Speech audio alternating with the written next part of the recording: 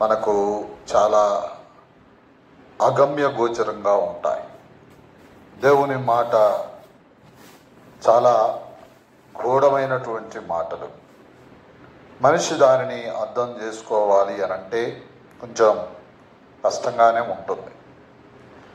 కానీ దేవుడు మనిషికి స్పష్టంగా అర్థమయ్యేటట్లుగా చేయాలి అన్నదే దేవుని యొక్క ఉద్దేశం.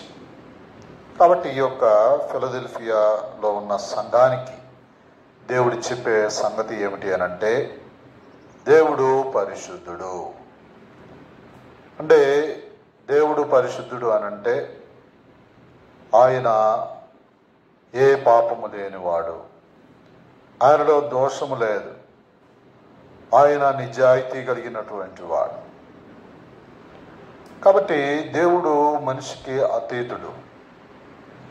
మనిషి ఎలాంటి వాడు అనంటే పాపము, స్వార్థము, తర్వాత దొంగతనము, వ్యభిచారము, ఇలాంటి కాముకత్వము, ఇలాంటి బోలెడన్ని మలినముతో కూడినటువంటి జీవితం మనిషి కలిగి ఉన్నాడు. మనిషి పరిశుద్ధుడిగా మారగలడా అనంటే అది అసాధ్యమైనటువంటి విషయమే. కాబట్టి గ్రంథాలు చెప్పిన విధానంలో మనిషి యొక్క జీవితం మారాలి అనంటే రక్తము చిందించాలి. ఆ రక్తం ఏమిటి అంటే పాపము లేని రక్తము, నిర్దోషమైనటువంటి రక్తము కావాలి అని గ్రంథాలు మాట్లాడుతూ ఉన్నాయి. కాబట్టి చాలామంది గొర్రెల రక్తము, మేకల రక్తము ఆయా గుడుల వద్ద బలిస్తూ ఉంటారు, కోళ్ళ రక్తము ఇలాగ బలిస్తూ ఉంటారు. అయితే గ్రంథం మాట్లాడేది ఏమిటి అనంటే ఎడ్ల యొక్కయు మేకల యొక్కయు రక్తము మనిషి యొక్క పాపాలను తీసివేయుట అసాధ్యము. పాపము అనగా మన హృదయంలో నుంచి వచ్చే చెడుగే, దురాలోచనలు, దొంగతనము, వ్యభిచారము కాని పరిస్థితులు మొత్తము కూడా పాపముగానే దేవుడు పరిగణిస్తూ వచ్చాడు. మేలైనది చేయనెరిగియు చేయకుండాటే కూడా పాపమే అని దేవుడు సెలవిస్తూ వచ్చాడు. ఇలాంటి పరిస్థితి కలిగినటువంటి మనిషి పరిశుద్ధుడిగా మార్చటానికి దేవుడు ఒక మార్గాన్ని ఏర్పాటు చేస్తూ వచ్చాడు. ఆ మార్గమే యేసుక్రీస్తు మార్గము. యేసు చెప్పెను, నేనే మార్గమును, నేనే సత్యమును, నేనే జీవమును, నా ద్వారా తప్ప ఎవరు కూడా దేవుని యొక్క రాజ్యానికి చేరలేరు. దేవుడు ఖండితంగా చెప్పిన మాట ఇది. కాబట్టి ఈ యొక్క మార్గములో మనం వెళ్ళాలి. ఆ మార్గం ఏమని చెప్తుంది అనంటే ఆయన యొక్క రక్తము నిర్దోషమైనటువంటి రక్తం. ఆయన పాపంలో చేరలేదు. ఆయన ప్రత్యేకంగా జీవించినాడు, పాపులతో తిరిగాడు, పాపులతో తిన్నాడు, కూర్చొని పాపులతో సంభాషిస్తూ వచ్చాడు, కానీ ఆయన పాపం చేయలేదు. కాబట్టి ఇలాంటి పుణ్యాత్ముని యొక్క రక్తము మనిషి యొక్క పాప శుద్ధికి నివారణగా ఉన్నది. కాబట్టి సర్వేశ్వరుడైన ఆ యేసు ప్రభువు మన నిమిత్తమై రక్తాన్ని కార్చినాడు. చాలామంది తలస్తూ ఉంటారు, ఆయన శిలువ మీద చనిపోయాడు, చనిపోయిన వారిని ఆరాధించటం ఏమిటి అని చాలామంది మాట్లాడుతూ ఉంటారు. కానీ సమాధానం ఏమిటి అనంటే ఆయన సమాధిలో ఉంచిన తర్వాత 3వ దినాన ఆయన సమాధిని జయించి తిరిగి లేచినాడు. ఆ దినమే ఆదివారం. కాబట్టి దేవుడు విశ్రమించు దినం, దేవుడు విశ్రాంతిలో ఉన్న దినం.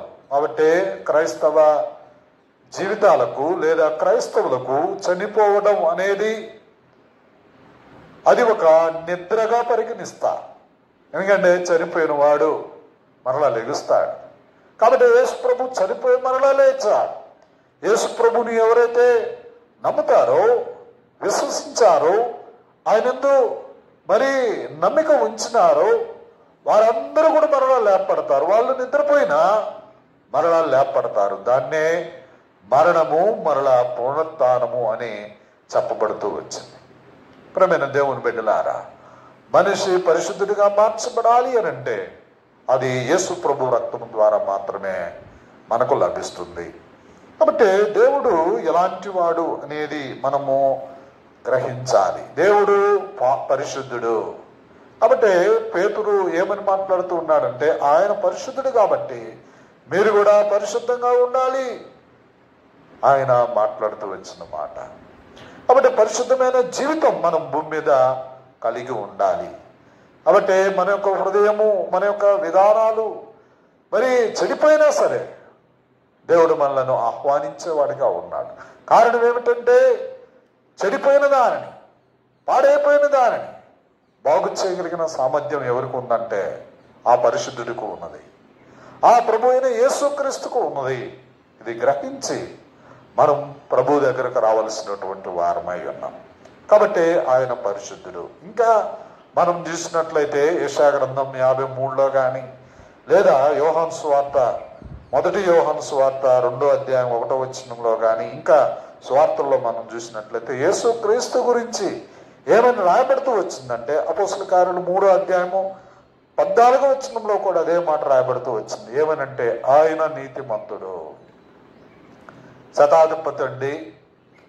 యేసు ప్రభువుని సిలువ వేసిన తరువాత, ఆయన కన్ను మూసిన తర్వాత, సిలువలో దేవుని యొక్క ఆత్మను, యేసు ప్రభు ఆత్మను దేవునికి అప్పగించిన తరువాత దేవుడు వేరు, యేసు ప్రభు వేరు కాదండి, సాదృశ్యంగా చూయించినాడు. అయితే ఇక్కడ యేసు ప్రభు తన యొక్క ఆత్మను దేవునికి అప్పగించేటప్పుడు, తన యొక్క ఆత్మను అప్పగించేటప్పుడు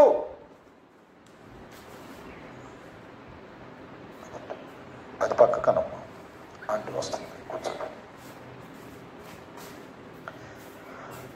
దేవుడు తన యొక్క ఆత్మను అప్పగించేటప్పుడు, అప్పగించిన తరువాత ఈ యొక్క నీతిమంతుడు చూశాడు, యేసు ప్రభువుని చూస్తూ వచ్చాడు. ఆయన యేసు ప్రభు ఇతనికి ఏ విధంగా కనిపించాడంటే నీతిమంతుడు, పాపము లేనటువంటి వ్యక్తిగా యేసు ప్రభు కనిపిస్తూ వచ్చాడు. పాపము ఎరగనటువంటి వ్యక్తిగా ఆయన కనిపిస్తూ వచ్చాడు. కాబట్టి ఆయన నీతిమంతుడు. యేసు ప్రభు నీతిమంతుడండి. భూమి మీద ఆయన పాపం చేయలేదు, అందుకని మాట్లాడుతూ వచ్చాడు, నాలో పాపం ఉన్నదని మీలో ఎవరైనా స్థాపించగలరా అని మాట్లాడుతూ వచ్చిన వాడు ప్రభు అయిన యేసుక్రీస్తు. కాబట్టి ప్రియమైన దేవుని బిడ్డలారా, మనము గ్రహించవలసింది ఏమిటి అని అంటే, యేసుక్రీస్తు నీతిమంతుడు. ఇంకా మనం చూసినట్లయితే ఆయన 1వ పేతురు రాసిన పత్రిక 2వ అధ్యాయం 22వ వచనంలో ఈ విధంగా రాయిస్తూ వచ్చాడు. యెషయా గ్రంథం 53:9లో కూడా ఈ మాట రాబడుతూ వచ్చింది. ఏంటంటే, ఆయనలో కపటము లేదు. చూడండి, చదవండి. యెషయా గ్రంథం 53వ అధ్యాయము మనము చూడగలుగుతాము. యెషయా గ్రంథం 53వ అధ్యాయము 53వ అధ్యాయము అక్కడ రాబడుతూ వచ్చిన మాట 53:9వ వచనము మనం చూడవచ్చు. 9వ వచనం చదవండి. అతడు మరణమైనప్పుడు భక్తిహీనుడితో అతనికి సమాధి నియమింపబడిను, ధనవంతుని యొద్ద అతడు ఉంచబడెను. నిశ్చయముగా అతడు అన్యాయమేమీ చేయలేదు, అతని నోట ఏ కపటమును లేదు. యేసు ప్రభువు నోట కపటం లేదు. ఎందుకంటే ఆయన కపటంగా ప్రవర్తించవలసిన అవసరం ఆయనకు లేదు. కారణం ఏమిటి అని అంటే, యేసు ప్రభు భూమి మీద ఉన్నప్పుడు అండి, ఆయన ఎన్నో రోగాలను పోగొట్టాడు. వ్యాధి బాధల్లో ఉన్నటువంటి వారిని ఆయన బలపరిచినాడు, సముద్రాన్ని గద్దించినాడు, దయ్యాలను గద్దించినాడు. ఇంకా మనం చూసినట్లయితే చనిపోయిన వారిని సైతం యేసు ప్రభువు లేవనెత్తుతూ వచ్చాడు. మరి ఇలాంటి శక్తి సామర్థ్యం కలిగినటువంటి ఆయన మరి ఎందుకు కల్వరి శిలువకు ఎక్కవలసిన ఆవశ్యకత ఏర్పడ్డది అని అంటే, మనందరి నిమిత్తం. ఎందుకంటే ఆ పరిశుద్ధుడు చనిపోకపోతే, ఆ నిర్దోషి చనిపోకపోతే గ్రంథాలు చెప్పిన విధానంలో మన యొక్క జీవితాలకు రక్షణ లేదు. ఆ పరిశుద్ధుడు చనిపోకపోతే మన బ్రతుకులకు ఏం లేదు, నిత్య జీవం లేదు, పాప క్షమాపణ ఉండదు, నిత్య జీవం కూడా మనకు ఉండదు. కాబట్టి యేసు ప్రభు చనిపోవాలి. కాబట్టి యేసు ప్రభు కపటం లేని వ్యక్తి, కపటంగా ఉండాల్సిన అవసరం లేదు. ఎక్కడొక విధంగా మరో చోట మరొక విధంగా యేసు ప్రభు ఏనాడు కూడా లేడు. కాబట్టి యేసు క్రీస్తు కపటము లేనటువంటి వ్యక్తిగా మనము గమనించాలి. ఇంకా మనం చూసినట్లయితే 2వ కొరింథీయులకు రాసిన పత్రిక 5వ అధ్యాయం 21వ వచనంలో ఏమని రాయబడుతూ వచ్చిందంటే, ఆయనలో పాపము లేదు అని రాయబడింది. కాబట్టి పాపము లేనటువంటి వ్యక్తిగా యేసు ప్రభు భూమి మీద ఉన్నాడు. పాపము చేయనటువంటి వ్యక్తిగా భూమి మీద ఆయన సంచరిస్తూ వచ్చాడు. ఎలాంటి ఆ ప్రభువు మనందరి నిమిత్తమై తన ప్రాణాన్ని పెట్టవలసినటువంటి పరిస్థితి ఏర్పడుతూ వచ్చింది. ఇది ఎవరి కోసము, ఎవరి లబ్ధి అని అంటే ఆయన లబ్ధి కాదు. ఎవరి లబ్ధి? మన లబ్ధి. మనము ఆయన చెంత ఉండాలి అన్న ఉద్దేశంతో, ఆయన మహిమలో ఉండాలన్న ఉద్దేశంతో, ఆ పరలోక రాజ్యంలో ఉండాలన్న ఉద్దేశంతో ఆయన తన యొక్క ప్రాణాన్ని ఇచ్చాడు. కాబట్టి ఇది మనం ఎరగాల్సినటువంటి వారం. అంతేగాని ఆయన ఏదో భూమి మీద తన యొక్క మరి లబ్ధిని చాటుకోవడం కొరకు, తన యొక్క విధానాలను చూయించుకోవడం కొరకు వచ్చినటువంటి వ్యక్తి కాదు. ఒకవేళ ఆయన విధానాన్ని చూపించాలి అని అనుకున్నట్లయితే ఒక సందర్భం ఏమిటంటే, యేసు ప్రభువును పట్టుకోవడానికి శిష్యుల ఈ యొక్క సేవకులు, సైనికులు వచ్చారు. ఇప్పుడు మధ్యలో ఎవరున్నారంటే పేతురు ఉన్నాడు. పేతురు కత్తి పట్టుకొని, అంటే కత్తి లోపల దాచిపెట్టుకున్నాడు. యేసు ప్రభువుని పట్టుకు ఎవరైతే చెయ్యి యేసు ప్రభు మీద వేస్తారో వాళ్ళని తెగ నరకాలని అనుకున్నాడు. ఇప్పుడు మలుకు అనేటువంటి ఒక వ్యక్తి ధైర్యంగా వచ్చి యేసు ప్రభువుని పట్టుకోవడానికి వచ్చాడు. ఇప్పుడు పేతురు ఏం చేశాడంటే తన దగ్గర ఉన్నటువంటి కత్తిని తీసుకొని మలుకు మీద వేసాడు. వేస్తే యాక్చువల్గా తల మీద వేసి ఉంటాడేమో, కానీ అది తప్పి ఎక్కడ పడ్డదంటే చెవు మీద పడ్డది. చెవు తెగి కింద పడిపోయింది. ఇప్పుడు యేసు ప్రభు, పేతురు నీ కత్తిని తీసి వరలో పెట్టుము, కత్తి పట్టినటువంటి వాడు కత్తితోటే చనిపోతాడు, కానీ నేను కత్తి పట్టుకోవడానికి రాలా. ఒకవేళ నేను ఏదన్నా భూమి మీద ఉన్నటువంటి ఈ యొక్క జనాన్ని ఏమైనా చేయాలని ఆశిస్తే, నేను ప్రార్థన చేసి నా తండ్రిని వేడుకున్నట్లయితే 12 సైన్యముల వ్యూహాలను నా కొరకై రప్పించగలడు. వ్యూహము అనంటే 600 యోధులు అని ఉంది. వ్యూహం అనంటే 600 యోధులు అని ఉంది. అంటే ఇప్పుడు ఎంతమందిని వస్తారండి? ఇంతమంది వచ్చి ఒకసారి రాయబడిందండి, 1,85,000 మంది, 1,85,000 మంది ఒక గంటలోనే చంపేశారండి. ఒక దేవదూత 1,85,000 మందిని ఒక్క గంటలోనే చంపుకుంటూ వెళ్ళిపోయింది. ఓసకోత కోసుకుంటూ పోయింది. పోయి ఎక్కడ ఆగిందో తెలుసా? వర్ణాను కళ్ళం వద్ద ఆగింది. ఆ వర్ణాను కళ్ళమే ఈనాడు సొలొమోను కట్టించినటువంటి స్వర్ణ దేవాలయం. కాబట్టి దేవుడు తలుచుకుంటే, మనిషిని చంపాలి అని అనుకుంటే ఒక వ్యూహం చాలు, అంటే 600 యోధులు చాలు. అలాంటిది నేను తలుచుకుంటే 12 సైన్యముల వ్యూహాలను నేను నా కొరకై దేవుడు పంపించగలడు. కానీ నేను ఆ పని చేయటానికి రాలా. నేను భూమి మీద నా ప్రాణం పెట్టడం కొరకు వచ్చా.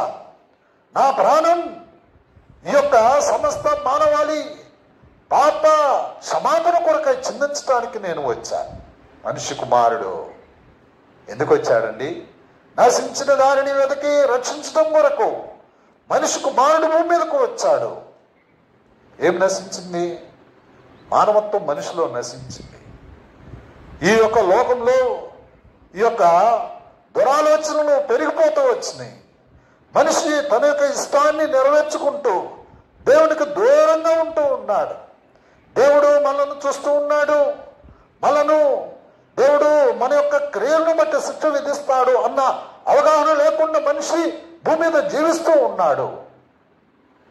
కాబట్టి ఎలాంటి మనిషిని ఆయన రక్షించాలని ఆ యొక్క అవలక్షణాలు మొత్తం కూడా తీసివేసి పరిశుద్ధమైనటువంటి లక్షణాల్లోకి, ఎంతో మరి జీవం కలిగినటువంటి లక్షణాల్లోనికి మనిషిని తీసుకొని రావాలన్నదే దేవుని సంకల్పము. కాబట్టి ప్రేమైన దేవుని బిడ్డలారా, మనము గ్రహించాల్సింది ఏంటంటే ఆయన పాపము లేదు, ఆయన నిర్దోషి. ఆయన నిర్దోషి. ఆయన ఏమైనా చేయగలడు. భూమి మీద ఎవరైనా నీటి మీద నడిచినటువంటి వ్యక్తి ఉన్నాడా? ఎవరు లేరండి. పెద్ద పెద్ద మహానీయులే యేసు ప్రభు ఎదుట సాగిలపడ్డాడు. మీకు ఒక చిన్న విషయం నేను చెప్పాలని కోరుకుంటున్నాను. ఏమిటంటే, జాన్ గుటెన్బర్గ్ అనేటువంటి సైంటిస్టు ముద్రణ యంత్రాన్ని కనుక్కున్నాడు. ఎందుకు అనుకున్నాడు తెలుసా? కేవలం బైబిల్ని ప్రింట్ చేయటం కొరకు. ఏదాని కొరకండి? బైబిల్ని ప్రింట్ చేయాలి. సొసైటీలో ఉన్నటువంటి వ్యక్తికి బైబిల్ ఒక మార్గదర్శకం. బైబిల్ని పాటించడం ద్వారా మనకు నిత్య జీవం వస్తుంది అని నమ్మి, ఇది నా ఒక్కడికే పరిమితం కాకూడదు, దీన్ని అనేకులు చదవాలి. దీనిలో ఉన్నటువంటి ఈ యొక్క నీతి సూత్రాలు, దేవుని యొక్క మనస్సు, బైబిల్, దీన్ని అందరూ చదవాలి. ఆ దృక్పథంతో 17వ శతాబ్దంలో జాన్ గుటెన్బర్గ్ అనేటువంటి సైంటిస్టు ఏం చేశాడండి? ముద్రణ యంత్రాన్ని కనుక్కున్నాడు. ముద్రణ యంత్రం ఎట్లాగొచ్చిందంటే, దాన్ని తీసుకెళ్ళి ఒక ఆయన రాజు, అప్పుడు ఉన్నటువంటి రాజు ఏం చేశాడంటే, ఈ యొక్క బైబిల్ ప్రింట్ చేస్తూ ఉంటే దాన్ని ఆఫ్ చేయించాడు. ఆఫ్ చేయించి ఎక్కడ పెట్టాడు తెలుసా? బైబిల్ రాకుండా ఒక సంఖ్యలు వేయబడినటువంటి ఒక పెట్టెలో దాచిపెట్టాడు. ఎక్కడ పెట్టాడండి? దాచిపెట్టాడు. ఒక పెద్ద బాక్స్లో పెట్టి దాచిపెట్టాడు. ఏమండి, సత్యాన్ని ఎవరైనా దాచి ఉంచగలుగుతారా? సత్యాన్ని ఎవరు కూడా దాచి ఉంచలేరు.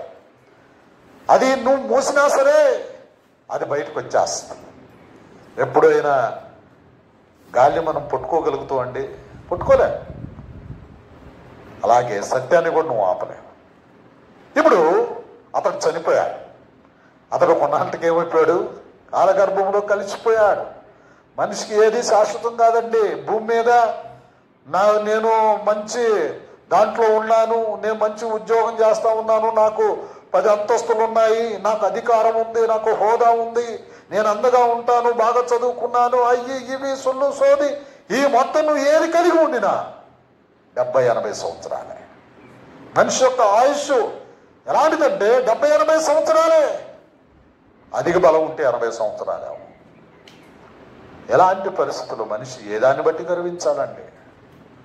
మనిషి యొక్క గర్వము నాశనానికే. ఇప్పుడు ఆ రాజు చనిపోయాడు. చనిపోయిన తర్వాత అండి, దాన్ని అక్కడ ఉన్నటువంటి సైనికులు ఉంటారు కదా, తర్వాత వచ్చినటువంటి వాళ్ళు ఉంటారు కదా, వాళ్ళు ఏం చేశారంటే ఈ యొక్క జాన్ గుటెన్బర్గ్ని కలిశారు. కలిస్తే బయటికి తీసుకొచ్చిన తర్వాత, అంటే సరసాల్లో ఉన్నాడు అప్పటికి, బయటకు తీసుకొచ్చాడు. తీసుకొచ్చిన తర్వాత, సార్ మీకు ఏం కావాలో చెప్పండి, మిమ్మల్ని ఇట్లాగా అన్యాయంగా చేశారు కదా అని అంటే, అతడు పరిపాలించినటువంటి ఈ ప్యాలెస్ నాకు కావాలని అడిగాడు. ఏమడిగాడు? ప్యాలెస్ అడిగాడు. ప్యాలెస్ ఎందుకండి మీకు ఇంత ప్యాలెస్ ఏం చేసుకుంటారు అని అంటే, నా కొరకు కాదు, ఈ అచ్చు యంత్రం ఇక్కడ పెట్టి బైబిల్ని ఇక్కడే ప్రింట్ చేయాలి. ఏ రాజు అయితే బైబిల్ని దాచి ఉంచాలని కోరుకున్నాడో అతని ఇల్లే ప్రపంచ దేశాలకు బైబిలు వెళ్ళేటట్లుగా చేస్తూ వచ్చినటువంటి గృహంగా మార్చబడుతూ వచ్చింది. ప్రేమైన దేవుని బిడ్డలారా, ఎలాంటి ఆ ప్రభువును మనము కలిగి ఉండట ఇంత ధన్యత అండి. అందుకనే భూమి మీద యేసు ప్రభు బిడ్డల్ని చాలామంది హింసించారు. ఒకసారి అయితే అస్సాంలో ఒక మిషనరీని, నాకు తెలిసి 1995 ఆ ప్రాంతంలో కావచ్చు, లేదా 96 లేదా 97 ఆ ప్రాంతాల్లో కావచ్చు, ఒక మిషనరీని స్వార్థ చేసిన తర్వాత అక్కడ స్థలం లేకపోతే, చాలామంది స్వార్థ చేసిన వాళ్ళు ఉన్నారు కాబట్టి ఆ మందిరంలో స్థలం లేక వెహికల్లోనే, కారులోనే తన 2 బిడ్డలు, అతడు లోపలే పండుకొని నిద్రపోతూ ఉన్నారు. స్థలం లేక సరే కారులో పండుకొని నిద్రపోదామని చెప్పి పండుకొని నిద్రపోతూ ఉన్నారు. కరెక్ట్గా మధ్యాహ్నం అంటే నడి రాత్రి, మధ్యాహ్నం అంటే దాని అర్థం రాత్రిపూట మధ్యకాలంలో దుండగులు వచ్చి పెట్రోల్ పోసేశారు. కారు నిండా ఆ పైన మొత్తం కూడా పెట్రోల్ పోసేశారు. పోసి నిప్పంటించారు. లోపల ఉన్నటువంటి 2 బిడ్డలు, తండ్రి వాటేసుకుని ఏడుస్తూ ఉన్నారు, కేకలు పెడుతూ ఉన్నారు, రక్షించండి. ఈ దుండగులు ఏం చేశారో తెలుసా? పెద్ద బడిత తీసుకొచ్చుకొని ఎట్లా పెట్టి పొడిస్తే చనిపోయారు. 3 చనిపోయారు, అగ్నిలో చనిపోయారు. ఇప్పుడు కేసు అయ్యి హాస్పిటల్కు పంపించారు, జైలుకు పంపించారు. కేసు అయితే జైలుకు పంపిస్తే ఇప్పుడు భార్య ఒక్కతే ఉంది కుటుంబంలో. వాళ్ళు ఎక్కడి నుంచో వచ్చారు, ఆస్ట్రేలియా నుంచి వచ్చినట్టుగా ఉన్నారు వాళ్ళు, లేదా అమెరికాను. ఇప్పుడు ఈమె కోర్టుకు పిలిచారు ఏమని, అమ్మా వీళ్ళు నీ భర్తను చంపిన మాట వాస్తవం, మరి వీళ్ళకి నువ్వు ఏ శిక్ష విధించాలని కోరుకుంటున్నావో వీళ్ళకి మేము శిక్ష విధిస్తాము అని చెప్పి అడిగితే, ఆమె ఇంకా బ్రతికి ఉన్నట్లుగా ఉంది. నాకు తెలిసి ఆమె ఇంకా బ్రతికి ఉన్నట్లుగా అనుకుంటున్నాను నేను. ఇది 2024 కాబట్టి ఆమె ఇంకా బ్రతికే ఉందని అనుకుంటున్నా. అయితే ఆమె చెప్పిన సమాధానం ఏమిటో తెలుసా? వారిని విడిచిపెట్టండి, వారిని నేను క్షమిస్తున్నాను, ఎందుకంటే నా తండ్రి నన్ను క్షమించాడు, నేను ఘోర పాపిని, నా తండ్రి నన్ను క్షమించాడు, నేను వాళ్ళని ఏమి చేయను, నా తండ్రి ఆయన చేతుల్లో పెట్టాను, ఆయన ఏమి చేస్తాడో ఆయన ఇష్టం, నేనైతే ఏ శిక్ష విధించను అని చెప్పి మాట్లాడుతూ వచ్చింది. ప్రేమైన దేవుని బిడ్డలారా, వాళ్ళని చంపిన తర్వాత అండి 40 దినాలు, 40 దినాలు ప్రచండమైనటువంటి వర్షం వచ్చింది. అస్సాముని అత్తలాకుతలం చేసి పడేసింది. తినటానికి తిండి లేదు. ఆనాడు మేము కూడా పంపించాం. మేము కూడా వాళ్ళకి బట్టలు, ఈ పాతబడిన బట్టలు, మనం వాడిన తర్వాత ఉంటాయి కదా బట్టలు, అవి, తర్వాత కొన్ని వస్తువులు, కొద్దిగా డబ్బు మేము కూడా పంపించాం. ప్రేమైన దేవుని బిడ్డలారు, దేవుడు ఊరకం ఉంటాడు అని అనుకోవటం తప్పు. యేసు ప్రభు తన బిడ్డలంటే తనకు చాలా ఇష్టం. తన బిడ్డలను విడిచి ఉండలేడు ప్రభు. నీ బిడ్డలను నువ్వు ఎట్లాగైతే విడిచి ఉండలేవో, తన బిడ్డలను విడిచి ఉండలేనటువంటి వాడు ఆ ప్రభు. ఆయన ఏమని మాట్లాడుతూ వచ్చాడంటే, నా బిడ్డలను మీరు ఏదైనా చేస్తే నా కనుగుడ్డును ముట్టిన దానితో సమానమని మాట్లాడుతూ వచ్చాడు. ఏందండి? నా కనుగుడ్డును ముట్టిదండి. ఎవరన్నా కనుగుడ్డును ముట్టితే మనం ఊరుకుంటామా? ఊరుకోం. కాబట్టి అలాగే యేసు ప్రభువును నమ్మినటువంటి బిడ్డల జోలికి వచ్చినటువంటి వారిని దేవుడు విడిచిపెడతాడు అని అనుకోవడం అవివేకం. కానీ తన బిడ్డలు ఏమీ చెయ్యరు. ఎందుకంటే ఆయన వారికి నేర్పినటువంటి పాఠం అలాంటిది. ఎందుకంటే పగ తీర్చుకోవడం నా వంతు. దేవుడు ఏమని మాట్లాడాడంటే, పగ తీర్చుకోవడం నా వంతు, నువ్వేమి చేయాల్సిన అవసరం లేదు. కాబట్టి ఇలాంటి ఆ ప్రభువు మనకు భూమి మీదకు వచ్చి మనందరి నిమిత్తమై రక్తాన్ని కార్చటం, తన ప్రాణము కంటే తన బిడ్డలను ఎక్కువగా ఇష్టపడ్డాడు. ఆ ప్రభువును మనము ఆరాధించబద్దులమై ఉన్నాం. ఇంకా రాయబడిందండి 1 పేతురు 1:19 ఏమని రాయబడ్డదంటే, ఆయన నిర్దోషి. యేసు ప్రభు ఎవరు అంటే ఆయన నిర్దోషి. 1 తిమోతిలకు రాసిన పత్రిక 2 మనం చూస్తే 13 ఆయన నమ్మదగినటువంటి వాడు. ఎందుకంటే నీ సమస్య ఎలాంటిదైనా కావచ్చు, నీ బాధ ఎలాంటిదైనా కావచ్చు, శత్రువులు నిన్ను ఇబ్బంది పెడుతూ ఉన్నారనుకో, దాని నుంచి విడుదల చేయగలిగిన నమ్మకమైన వ్యక్తి ఎవరంటే ఆ ప్రభువే. అందుకనే నీకు ఏదైనా సమస్య వచ్చిందంటే, ఒక ద్వారం మూయబడితే దేవుడు ఏమని మాట్లాడారంటే, ఒక ద్వారం మూయబడ్డదంటే 2వ ద్వారం తెరవబడుతుంది. కాబట్టి దేవుడు తన బిడ్డలను విడిచిపెట్టేవాడు కాదు. కొద్దిగా కష్టం రావచ్చేమో, కొద్దిగా ఇబ్బంది కలగొచ్చేమో, కానీ తన బిడ్డల చెయ్యిని ఆయన విడిచిపెట్టేవాడు కాదు. తన ప్రాణం కన్నా ఎక్కువగా ప్రేమించినటువంటి ఆ ప్రభువు మనల్ని ఏ విధంగా మనల్ని కాదని అంటాడు, మనల్ని ఏ విధంగా ఇబ్బందిని పాలు చేయాలని అనుకుంటాడు. ఐగుప్తు నుంచి కనాను దేశానికి నడిపిస్తూ ఉంటే ఇజ్రాయేలీ జనాంగాన్ని ఆయన ఎలాగా నడిపించాడంటే, పగలు ఎండ దెబ్బ అయినను రాత్రి వెన్నెల దెబ్బ అయినను తగలకుండా నడిపించాడు. ఎలాగండి? తగలలేదు ఆయనకి, వాళ్ళకి.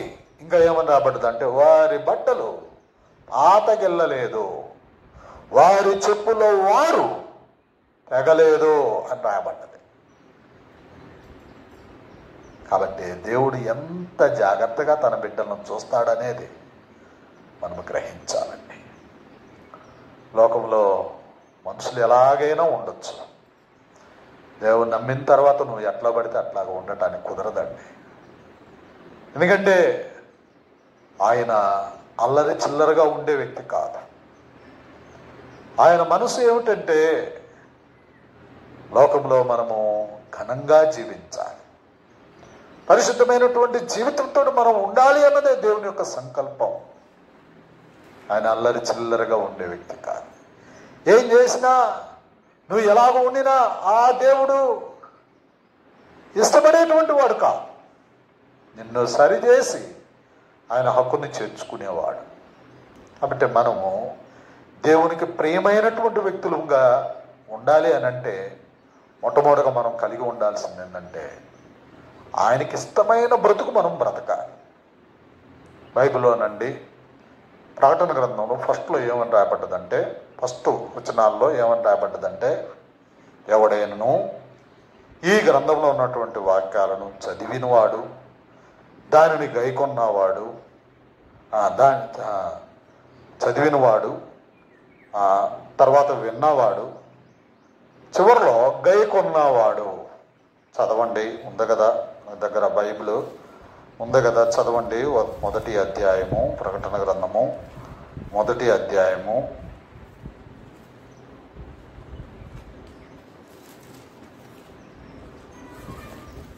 రాబడినటువంటి సంగతి మనం చూడండి. 3వ వచనం, సమయము సమీపించినది కనుక ఈ ప్రవచన వాక్యములు చదువువారును వాటిని విని అందులో వ్రాయబడిన సంగతులను గైకొను వారు ధన్యులు. మొట్టమొదటి ఎవరు? చదివే వాళ్ళుగా ఉండాలి, వినేవాళ్ళగా ఉండాలి. తర్వాత గైకొనే వాళ్ళుగా ఉండాలి. అయితే చివరి వచనాల్లో ఏమని అన్నాడు చూద్దాం. చూడండి, అక్కడ ఏమని రాయబడ్డదంటే, ప్రకటన గ్రంథం చూడండి, చదవండి.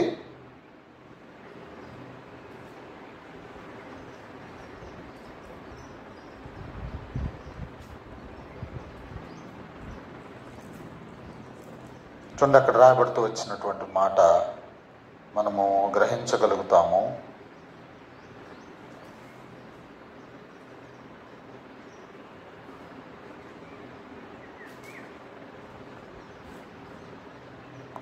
చూడండి, 18వ వచనము చదవండి. అక్కడ రాయబడిన మాట, ఈ 22వ అధ్యాయము 18వ వచనం. ఈ గ్రంథమందున్న ప్రవచన వాక్యములను విని ప్రతి వానికి నేను సాక్ష్యమిచ్చున్నది ఏమనగా, ఎవడైనా వీటిలో మరి ఏదైనాను కలిపిన ఎడల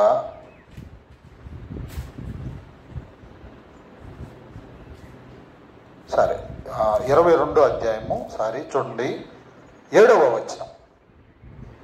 చూడండి ఏమని ఉందంటే, అక్కడ ఏమని రాయబడ్డది? 3 ఏమేమిటి? ఫస్ట్ చదివేవాడు, వినేవాడు, మూడవది గైకొనేవాడు, వాళ్ళు ధన్యులు. ఇప్పుడు చివరికి వచ్చేసరికి ఏమని అంటున్నాడంటే 7వ వచనం చదవండి. ఇదిగో నేను త్వరగా వచ్చుచున్నాను, ఈ గ్రంథములోని ప్రవచన వాక్యములను గైకొనువాడు ధన్యుడు. చివరికి వచ్చేసరికి ఏమైంది? చదివేవాడు పోయాడు, వినేవాడు కూడా పోయాడు. ఎవరున్నారు? గైకొనేవాడే ధన్యుడు. గైకొనేవాడే దేవుని రాజ్యంలోనికి వెళ్తాడు. ఎట్లా పడితే అట్లా దేవుడు ఉండడండి. యేసు ప్రభు ఎట్లా పడితే అట్లా ఉండే వ్యక్తి కాదు. ఆయన ప్రేమ స్వరూపి, ప్రేమించేవాడు. తన బిడ్డలంటే ఆయన అమితంగా ఇష్టపడేటువంటి వాడు. తన బిడ్డలకు బాధ కలిగితే ఏమాత్రం కూడా ఆయన ఊరుకొని అట్లాగే చూస్తూ ఉండేవాడు కాదు. నీకు ఏదో ఒక విధానంలో దేవుడు సహాయాన్ని రప్పిస్తాడు. ఏదో ఒక విధానంలో దేవుడు నీ వద్దకు సహాయాన్ని పంపించేటువంటి వాడిగా దేవుడు ఉంటాడు. ఎందుకంటే ఆయన బిడ్డలంటే ఆయనకి ఇష్టం. కాబట్టి మనము ప్రభువును నమ్మినటువంటి వారమై ప్రభువు కొరకు చక్కగా జీవించాలి. నీకు ఏదైతే కొదువు ఉన్నదనుకో ఆ కొదువును ప్రభు దగ్గర ఏం చేయాలి? చెప్పుకొని తీర్చుకునేటువంటి వాడిగా ఉండాలి. ఎందుకంటే ఆయన మాత్రమే తీర్చగలడు. కాబట్టి మన హృదయంలో ప్రభువుకు మనం ఏం చేయాలంటే ప్రార్థన చేయాలి. ప్రభు దగ్గర మనం మోకరించి ప్రభు దగ్గర మన యొక్క బాధలు, మన యొక్క ఇబ్బందులు, ఇరుకులు ఏవైతే ఉన్నాయో అవి మనం చెప్పుకొని ప్రభు దగ్గర నుంచి మనము మేలు పొందబద్ధులమై ఉన్నాం. ఆ విధంగా మనకు ప్రభు సహాయము చేయను కాక ప్రార్థన చేసుకుంటాం.